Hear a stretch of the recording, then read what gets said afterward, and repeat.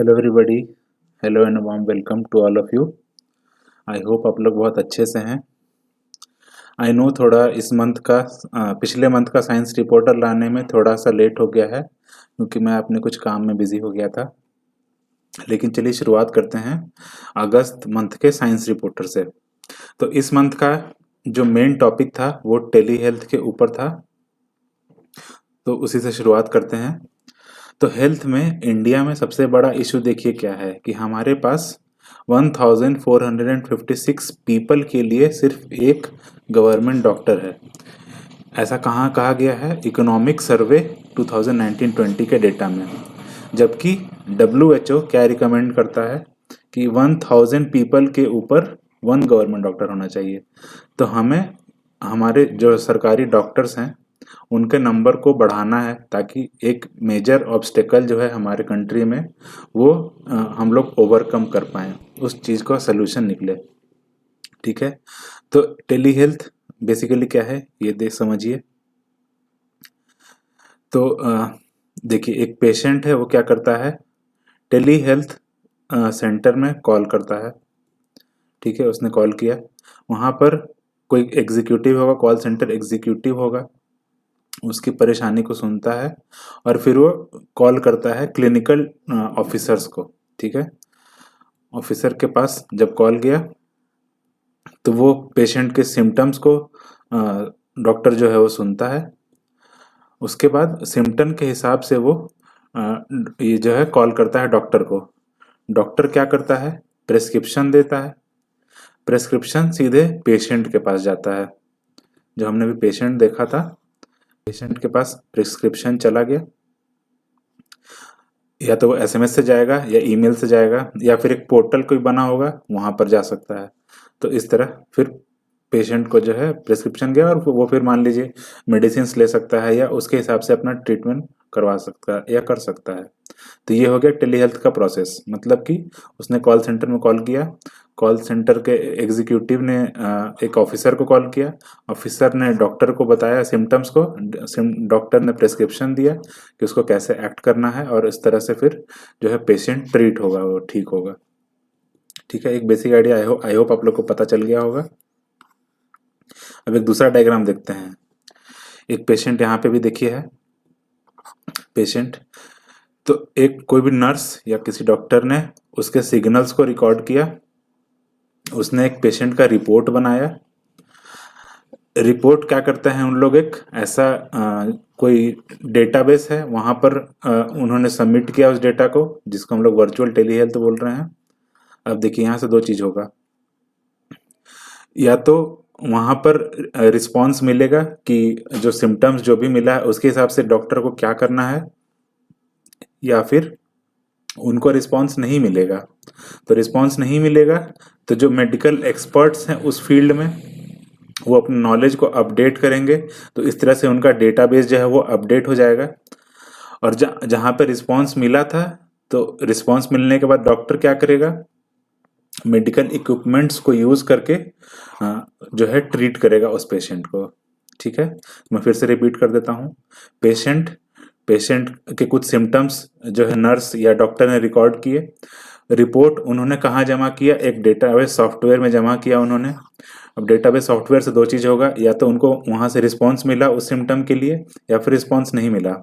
अगर रिस्पांस मिला तो मेडिकल इक्विपमेंट्स यूज़ करके वो उस हिसाब से उस पेशेंट का ट्रीटमेंट करेंगे। अगर नहीं मिलता है उनको रिस्पांस, तो वो जो मेडिकल एक्सपर्ट्स हैं वो अपने नॉलेज को अपडेट करेंगे, या तो वो रिसर्च करेंगे या कुछ और फाइंड आउट करेंगे कि उस चीज़ को कैसे रिजॉल्व करना है। तो उस हिसाब से वो डेटाबेस जो है वो अपडेट होता रहेगा। तो ये भी एक टेली हेल्थ का कॉन्सेप्ट हो गया। तो अब एक चीज़ देखिए, फर्स्ट इंडियन टेलीमेडिसिन नेटवर्क जो है इंडिया में क्या था, अपोलो हॉस्पिटल कोलैबोरेट किया उन्होंने इसरो के साथ, जो इंडियन स्पेस रिसर्च ऑर्गेनाइजेशन है उसके साथ अपोलो हॉस्पिटल ने कोलैबोरेट करके टेलीमेडिसिन नेटवर्क बनाया। इसमें हेल्थ सैटेलाइट यूज हुआ था। और हेल्थ केयर कहाँ प्रोवाइड कराया गया था, आंध्र प्रदेश में आरागोंडा करके एक प्लेस है, तो वहाँ पे प्रोवाइड कराया गया था। डिजिटल रिवोल्यूशन हम लोग इस चीज़ को बोल रहे हैं। जिसकी वजह से क्या हो रहा है कि हेल्थ केयर डिलीवरी जो है वो इम्प्रूव हो रहा है, वो चीज़ बढ़ रहा है। ठीक है, डिवाइसेस और जो भी रिकॉर्ड जो भी मेंटेन हो रहा है, रिकॉर्ड कीपिंग हो रहा है, इन सब को हम लोग डिजिटल बना रहे हैं, डिजिटलाइजेशन हो रहा है। वर्चुअल डॉक्टर विजिट करते हैं, मतलब कि कहने का मतलब कि डॉक्टर आपसे रियल टाइम में नहीं मिल रहे हैं, वर्चुअली मिल रहे हैं आपसे, जैसे आजकल आप लोग अपने दोस्तों से मिलते होंगे वर्चुअली। इससे क्या हो रहा है, मेडिकल प्रोफेशनल्स जो हैं इनेबल हो रहे हैं और पेशेंट्स जो हैं वो रिमोटली ही ट्रीटमेंट उनका हो पा रहा है। मतलब मान लीजिए कि अगर कोई गांव में है, वहां पर कोई डॉक्टर तो डायरेक्टली जा नहीं पा रहा है, तो टेली हेल्थ के थ्रू डायरेक्टली वर्चुअली उनको उनसे डॉक्टर देखते हैं और उनको बताते हैं कि उनको कैसे इलाज करना है। वो उनको कुछ प्रिस्क्रिप्शन लिखते हैं या उनको मेडिसिन बताते हैं। ठीक है, वर्चुअल रियलिटी का यहाँ पे यूज हो रहा है, वर्चुअल रियलिटी का हेल्प लिया जा रहा है। इंटरेस्टिंग एक कॉन्सेप्ट है स्मार्ट वॉच का। स्मार्ट वॉच आपको पता होगा, जो इस तरह के जो आजकल वॉचेस अवेलेबल हैं, तो इनके थ्रू क्या होता है, हार्ट रेट का भी मेजर किया जा रहा है। इंटरेस्टिंगली जो है ईसीजी भी रिपोर्ट बनाया जा रहा है और ब्लड प्रेशर का भी जो है इनसे मॉनिटरिंग हो रही है। तो ये स्मार्ट वॉच का काम हो गया। अब एक चीज समझिए, निरामय। निरामय का फुल फॉर्म क्या है, non invasive risk assessment with machine intelligence. ठीक है, संस्कृत में निरामय का मतलब होता है फ्री फ्रॉम इलनेस। एक बात ये हो गई। तो ये बेसिकली क्या है, इसमें क्या हो रहा है, टेक्नोलॉजी को यूज करके, जिसमें कि आर्टिफिशियल इंटेलिजेंस हो गया और थर्मल इमेजिंग हो गया, जो कि हीट मैप्स जिसमें हम लोग बात कर रहे हैं, तो इसके थ्रू क्या हो रहा है, ब्रेस्ट कैंसर का डिटेक्शन हो रहा है और अर्ली डिटेक्शन हो रहा है। तो ये चीज़ काफ़ी बेनिफिशियल है और कंटैक्टलेस भी है ये। ठीक है, तो ये हो गया निरामय। फिर है इसी तरह सिमिलरली है टेली साइकोथेरेपी सेशन है। ठीक है, तो इसमें क्या होगा कि अगर मान लीजिए कोई मेंटल हेल्थ इशू है, तो वो डायरेक्टली वर्चुअल वे में क्या करते हैं, डॉक्टर से बात कर सकते हैं और वो उनको कुछ ट्रीटमेंट या थेरेपी बता सकते हैं। फिर इसी तरह देखिए हम लोग क्या बना रहे हैं, इलेक्ट्रॉनिक हेल्थ रिकॉर्ड बना रहे हैं। अब ये क्या है, बेसिकली एक रिमोट सिटी हॉस्पिटल हो गया, रिमोट एरिया में हो गया, वो कनेक्टेड है सुपर स्पेशलिटी हॉस्पिटल से, और उसी तरह जो लोकल जो है हेल्थ सेंटर्स हैं वो भी कनेक्टेड हैं। तो तीनों चीज कनेक्टेड हो गया और ये डायरेक्टली क्या करते हैं, जो हेल्थ रिकॉर्ड है, इलेक्ट्रॉनिक हेल्थ रिकॉर्ड है, वहां से इनका जो है कम्युनिकेशन होता है। तो इस तरह से कंसल्टेशन हो रहा है। दूसरा आप ऐसे भी समझ सकते हैं कि मान लीजिए कि कोई जो है पेशेंट है, अगर किसी रूरल हेल्थ सेंटर में गया है, वो वहाँ पर मान लीजिए कि उस चीज़ का जो है डायरेक्ट ट्रीटमेंट नहीं है, तो प्राइमरी चेकअप होगा वहाँ पे पहले।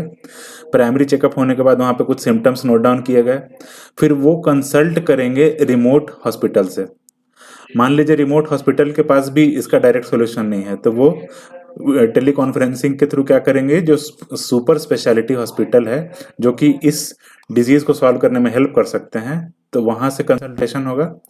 उस तरह से फिर वहां से कुछ एडवाइस मिलेगा और वो डायरेक्टली फिर यहाँ पर ट्रीटमेंट बता पाएंगे, यहाँ पे जो पेशेंट आया था उसको। तो इस तरह से टेली हेल्थ जो है, टेली मेडिसिन इस तरह से हेल्प कर रहा है पेशेंट्स को ट्रीटमेंट में। ठीक है, अब अगला चीज देखिए, tele robotic surgery. Tele robotic surgery क्या हो गया कि डायरेक्टली जो है डॉक्टर सर्जरी नहीं कर रहा है, बल्कि एक रोबोट का यूज करके सर्जरी कर रहा है। तो यहाँ बेसिकली क्या होगा कि रेप्लिकेट करेगा किस चीज को, जो सर्जन का हाथ है उसका यूज हो रहा है, लेकिन जो ट्रेमर्स होता है, मान लीजिए कि हाथ जब शेक करता है सर्जरी करते वक्त, तो वो चीज खत्म हो जाएगा अगर हम लोग रोबोट को यूज करेंगे। तो ये इसका एक बेनिफिट हुआ।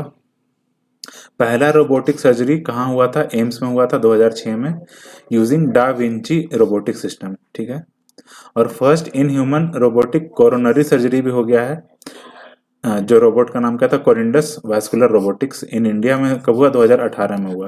ठीक है, ये कुछ फैक्ट्स हो गए। अब इसके बाद देखिए टेली फार्मेसी। टेली फार्मेसी क्या है कि WhatsApp based home delivery service है मेडिसिन का, जिसमें कैसे एजेंट्स को हम लोग यूज कर रहे हैं, डूंजो एक है नाम।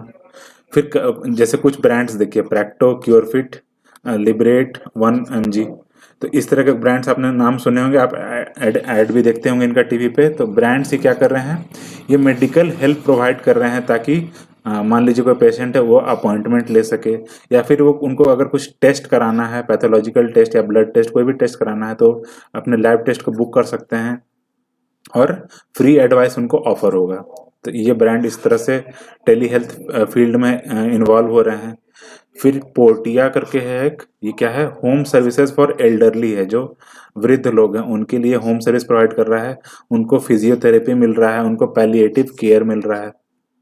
तो ये कुछ चीज़ें आप लोग ध्यान में रखेंगे। रिसेंटली क्या हुआ है, जो पिलग्रिम्स हैं उनके लिए टेली मेडिसिन फैसिलिटी जो शुरुआत किया गया है। तो कैसे हुआ है, इसरो ने डायरेक्टरेट ऑफ हेल्थ सर्विसेज जो कश्मीर में है इनके साथ कोलैबोरेट करके इस चीज़ को शुरुआत किया है। यहाँ पे क्या होता है, रियल टाइम ट्रीटमेंट होता है फॉर हाई एल्टीट्यूड एलिमेंट्स जो कि पिलग्रिम्स को फेस कर सकते हैं। और यहाँ पे दो जगह से हेल्प लिया जा रहा है, एक तो एम्स से हेल्प मिल रहा है और जो पीजीआईएमआर चंडीगढ़ है वहाँ से भी हेल्प मिल रहा है। तो पिलग्रिम्स के लिए हो गया टेलीमेडिसिन फैसिलिटी। इंटरेस्टिंगली कोविड-19 में टेली हेल्थ का हम लोग बहुत ज़्यादा यूज़ कर रहे हैं। तो ये क्या है, ये चीज़ समझिए। तो कर्नाटका का एक स्टार्टअप है क्लाउड फिजिशियन। तो ये क्या कर रहा है, टेली आईसीयू को यूज़ करके क्या कर रहे हैं, ये रिमोटली मॉनिटर कर रहे हैं कोविड-19 वार्ड्स को। ठीक है, यहाँ पे रियल टाइम वीडियोस और सेंसर्स लगे हुए हैं, तो इस वजह से वो क्या कर रहे हैं, रिमोटली मॉनिटर कर पा रहे हैं वार्ड्स को। फिर एक सचेतक है, ओडिशा का ऐप है, ये मॉनिटर कर रहे हैं एल्डरली पीपल को। फिर इसी तरह ई संजीवनी है, ये सेंटर ने डेवलप किया है इस ऐप को for development of advanced computing, और इससे क्या कर रहे हैं हम लोग, ट्रीट कर रहे हैं नॉन कोविड पेशेंट्स को। तो ये तो कोविड-19 वार्ड्स के लिए था, ये एल्डरली के लिए था सचेतक, और ये है नॉन कोविड पेशेंट्स के लिए। ये इंपॉर्टेंट क्यों है, क्योंकि कोविड की वजह से क्या हुआ है कि बहुत सारे डॉक्टर्स जो हैं अपने क्लिनिक में बैठ नहीं रहे हैं।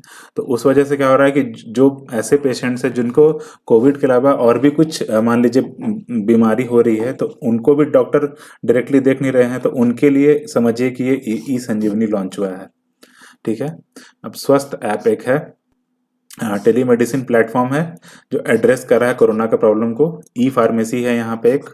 ठीक है, फिर it is backed by a non profit consortium of more than 70 health sector players और 200 volunteers including Apollo and Medanta, इसका आपने नाम सुना होगा। तो ये स्वस्थ ऐप है, टेलीमेडिसिन प्लेटफॉर्म बेसिकली। ठीक है, इसी तरह बहुत सारे ई मेडिकेयर इनिशिएटिव्स लॉन्च हुए हैं, जैसे कि ई हॉस्पिटल हो गया, ई औषधि हो गया, ई रक्त कोष हो गया यानी कि ब्लड बैंक। फिर उसी तरह ऑनलाइन रजिस्ट्रेशन सिस्टम है जिसको शॉर्ट में ORS बोल रहे हैं। फिर ई सुश्रुत है। तो इस तरह से बहुत सारे ई मेडिकेयर इनिशिएटिव्स हो गए। अब कुछ अपडेट्स मैं आपको इसमें बता देता हूँ, जैसे कि टेलीमेडिसिन प्रैक्टिस गाइडलाइंस को इशू किया गया है। ठीक है, इसके अंतर्गत क्या है, एडाई ने जो insurance regulatory development authority of India है, इसने क्या इंश्योरेंस से बोला है कि जो टेलीमेडिसिन है उसको अलाउ किया जाए क्लेम सेटलमेंट के लिए। ठीक है, टेली हेल्थ के कुछ पॉजिटिव्स हो गए कि एक तो जो कंसल्टेशन का टाइम है वो घट गया है। फिर ये इम्प्रूव कर रहा है क्वालिटी ऑफ हेल्थ केयर, और जो हेल्थ केयर गैप था, जो रूरल एरियाज में कम हेल्थ केयर इश्यूज हैं और अर्बन एरिया में ज़्यादा हेल्थ केयर का फैसिलिटी अच्छा है, तो इस गैप को टेली हेल्थ ने कम किया है। हमारा वे फॉरवर्ड क्या होना चाहिए कि हम लोग अनलीश करें फुल पोटेंशियल ऑफ टेलीमेडिसिन और सिक्योर करें सेंसिटिव जो भी मेडिकल इंफॉर्मेशन है, क्योंकि हम लोग यहाँ डिजिटल वर्ल्ड का यूज़ कर रहे हैं, तो उस तरह से सेंसिटिव हो जाता है कि साइबर अटैक हो सकता है मान लीजिए। तो उस चीज़ को, उससे हम लोग को सिक्योरिटी प्रोवाइड कराना है यहाँ पे। ठीक है, अब 3 टर्म है, इन 3 टर्म को समझिए। पहला है डिजिटाइजेशन। डिजिटाइजेशन क्या है कि वर्क फ्लो रिमेन्स एनालॉग। ठीक है, यहाँ पेपर बेस्ड ही होगा, लेकिन डिजिटल कॉपीज भी रखे जाते हैं फॉर इंडेक्सिंग स्टोरेज। तो यहाँ पर क्या कर रहे हैं हम लोग, स्कैन करके हम लोग क्या करते हैं, डिजिटल कॉपीज को ट्रांसमिट करते हैं। तो डिजिटाइजेशन में हम लोग हालांकि डिजिटल कॉपीज रख रहे हैं, लेकिन पेपर बेस्ड भी यहाँ पर हम लोग करते हैं। फिर दूसरा है डिजिटलाइजेशन, जिसमें कि चेंज जो वर्क फ्लो इनटू डिजिटल हम लोग हर चीज कर रहे हैं। यहाँ पे ऑटोमेटेड टास्क होता है, जैसे कि हमने क्या देखा था, इलेक्ट्रॉनिक हेल्थ रिकॉर्ड ऊपर हमने देखा था। और लास्टली है डिजिटल ट्रांसफॉर्मेशन, जिसमें कि इंटायर इकोसिस्टम को हम लोग वर्चुअली कनेक्ट करने की बात कर रहे हैं, इससे कि डिसीजन मेकिंग जो है एफिशिएंट हो जाएगा। तो एक तरह से समझिए कि एक फ्लो है, सबसे पहले डिजिटाइजेशन होता है, जो कि मोस्ट ऑफ द अभी जितने भी ऑर्गेनाइजेशन से यहाँ पर ही हो रहा है कि वहाँ पर हर चीज़ का डिजिटल कॉपी रखा जा रहा है, लेकिन वहाँ पर पेपर भी उन लोग डिमांड करते हैं। दूसरा चीज़ होगा डिजिटलाइजेशन, जहाँ पे पेपर की बातें खत्म हो जाएगी और वर्क फ्लो जो है वो डिजिटल हो जाएगा। और लास्टली डिजिटल ट्रांसफॉर्मेशन है कि मतलब पूरा इको जो जितना भी सिस्टम्स हैं वो सब कुछ वर्चुअली कनेक्टेड हो जाएंगे। ठीक है, अगला टॉपिक देखते हैं। तो ये क्या है, हम लोग नेशनल डिजिटल हेल्थ ब्लूप्रिंट की बात कर रहे हैं 2020। ऑब्जेक्टिव्स क्या क्या हैं कि establish and manage digital health data and infrastructure. फिर यहाँ पर हेल्थ आईडी की बात हो रही है, जो आइडेंटिटी कार्ड होती है। तो इसके अंतर्गत मान लीजिए कोई बीमारी है, अगर कोई इंसान मेडिसिन कुछ लेता है या किसी डॉक्टर से कंसल्ट करता है, तो इन सब का डेटा इस हेल्थ आईडी में होगा। और ये सिमिलर होगा जो आपके पास आईडी होता है, कोई भी कॉलेज आईडी हो गया, मान लीजिए आधार हो गया, तो वैसा ही एक आईडी होगा, लेकिन इसमें इन सब चीज़ों का डेटा होगा। इसके बाद यहाँ पे अडॉप्ट किया जाएगा कैसे स्टैंडर्ड्स, जो कि जितनी भी नेशनल डिजिटल हेल्थ इकोसिस्टम के जितने भी एक्टर्स हैं वो इस जो स्टैंडर्ड्स हैं उसको अडॉप्ट करेंगे। क्रिएट पर्सनल हेल्थ रिकॉर्ड, यहाँ पर जितना भी पर्सनल हेल्थ रिकॉर्ड है उसको बनाया जाएगा, और ये सिटीजन का कंसेंट यहाँ पे लिया जाएगा, उनको बिना बताए कुछ नहीं किया जाएगा। फिर हम लोग कोऑपरेटिव फेडरलिज्म की भी बात कर रहे हैं कि मतलब सेंटर जो है वो स्टेट्स के साथ कोऑर्डिनेट करेंगे और स्टेट्स भी आपस में कोऑर्डिनेट करेंगे, तो इस तरह से जो है डिजिटल हेल्थ इम्प्रूव होगा। फिर promote digital health analytics and medical research, research की भी हम लोग बात कर रहे हैं। इसके अलावा enhance efficiency and effectiveness of governance, इसको इम्प्रूव करने में हेल्प मिलेगा डिजिटल हेल्थ को बढ़ावा देने से। और lastly ensure health care quality. ठीक है, हम लोग को इतना देर में पता चल ही गया कि हेल्थ केयर कैसे इंप्रूव होगा डिजिटल हेल्थ से। ठीक है, आपको इसके अलावा हम लोग कुछ डिफरेंट टाइप के अपडेट्स देखते हैं हेल्थ केयर सेक्टर में, जैसे कि कोविड टेस्टिंग से रिलेटेड एक अपडेट है। इसमें क्या होगा कि जो वायरल आरएनए है उसका हम लोग आइडेंटिफाई करेंगे, उसके प्रेजेंस को आइडेंटिफाई करेंगे। तो कैसे, RT-qPCR से, जो रियल टाइम क्वांटिटेटिव, ठीक है, अब फुल फॉर्म क्या है, reverse transcription polymerase chain reaction, reverse transcription polymerase chain reaction, और ये क्वांटिटेटिव है। ठीक है, और ये रियल टाइम है, तो ये क्या होता है, कॉस्टली होता है। तो इसके थ्रू अभी हम लोग कोविड टेस्टिंग कर रहे थे। तो हम लोग कैसे इसको टेस्टिंग को हम लोग इम्प्रूव कर रहे हैं उस चीज को देखिए। इम्प्रूव टेस्टिंग स्ट्रेटेजीज क्या क्या है, तो हम लोग सैंपल्स को पूल करते हैं। तो मान लीजिए कि अलग अलग सोसाइटी से सैंपल आए, अब सैंपल का एक साथ हम लोग पूलिंग करके फिर उसको टेस्ट करते हैं। तो अगर मान लीजिए इस पूल से अगर पॉजिटिव आया तो फिर और इसमें नेगेटिव आया, तो इनका टेस्ट करने की जरूरत नहीं है। फिर इस सैम जो पूल था इसका हम लोग टेस्टिंग करना शुरू करेंगे कि इसके अंदर कौन से इंडिविजुअल को मान लीजिए कोरोना हो सकता है। तो इस तरह से हमने पूलिंग किया सैंपल्स का। तो पूल्ड सैंपल टेस्ट पॉजिटिव, तो उसके अंतर्गत इंडिविजुअल सैंपल को फिर हम लोग असेस करेंगे, जो कि मैंने भी आपको बताया। तो इसमें क्या करेंगे, perform RT-PCR test from dry nasopharyngeal swabs. ये टर्म इंपॉर्टेंट है, ड्राई होगा, नेजोफेरेंजियल होगा, जो यहां से लिया जाएगा स्वाब को। RT-PCR है, इसमें रिवर्स ट्रांसक्रिप्शन नेस्टेड PCR है, पॉलीमरेज चेन रिएक्शन है, एंड पॉइंट से इसका यूज किया जा रहा है। फिर इसी तरह है automation of RNA extraction method. ठीक है, तो ये कुछ इस तरह से हमने टेस्टिंग को इम्प्रूव किया है। कोरोना वायरस से रिलेटेड एक और चीज है, फिजिक्स एंड कोरोना वायरस, ये टॉपिक देखते हैं। तो इसमें हम लोग क्या बात कर रहे हैं कि हम लोग इम्प्रूव करेंगे जितने भी प्रिवेंटिव मेजर्स हैं कोरोना वायरस से रिलेटेड, उस चीज को हम लोग इम्प्रूव करेंगे, उनके इफेक्टिवनेस को इम्प्रूव करेंगे। जैसे कि यूज ऑफ फेस मास्क, या फिर हम लोग हाथ धोते हैं, हैंड वॉशिंग हो गया। फिर वेंटिलेशन ऑफ इंडोर एनवायरनमेंट और सोशल डिस्टेंसिंग। तो इन सब चीज का हम लोग इफेक्टिवनेस को इम्प्रूव करने की बात कर रहे हैं।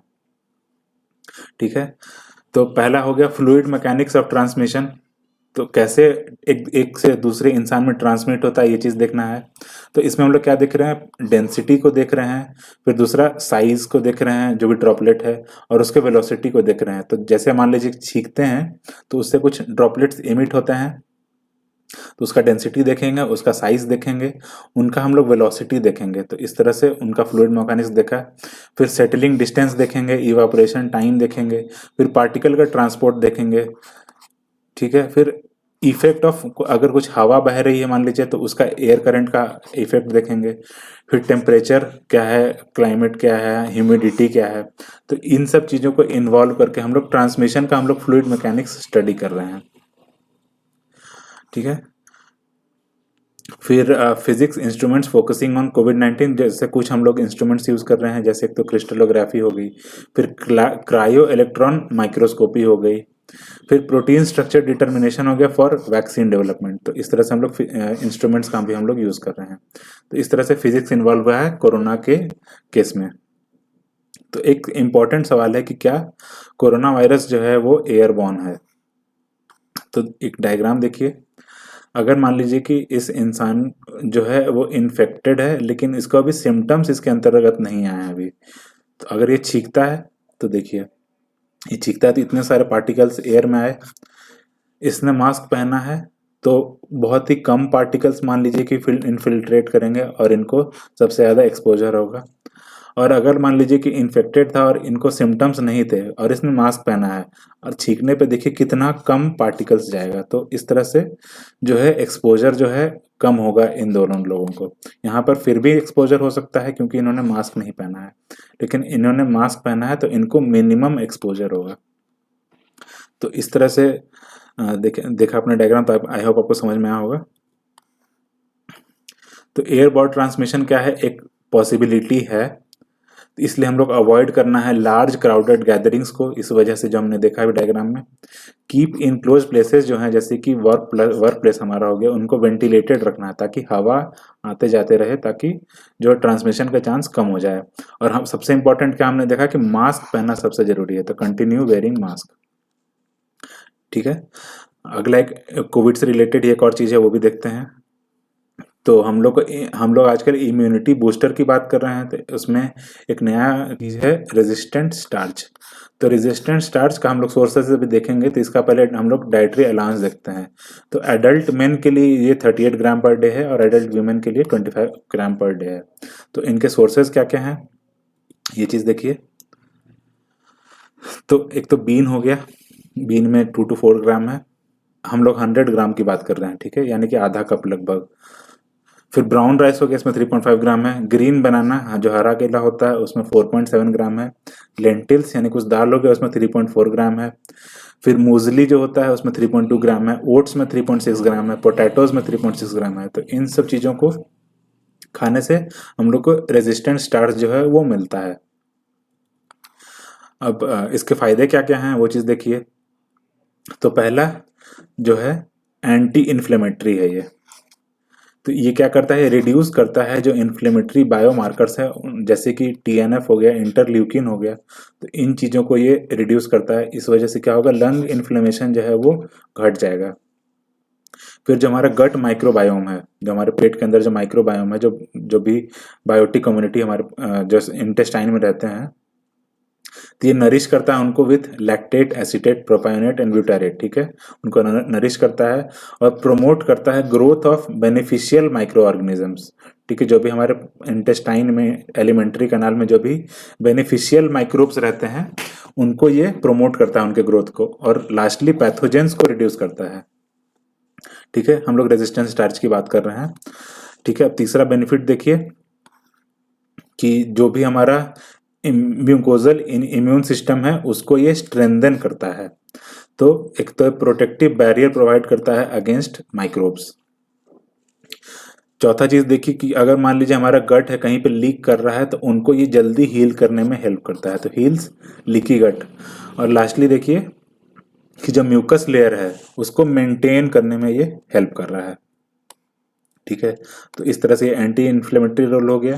फिर गट माइक्रोबायोम को ये इम्प्रूव कर रहा है और पैथोजेंस को रिड्यूस कर रहा है।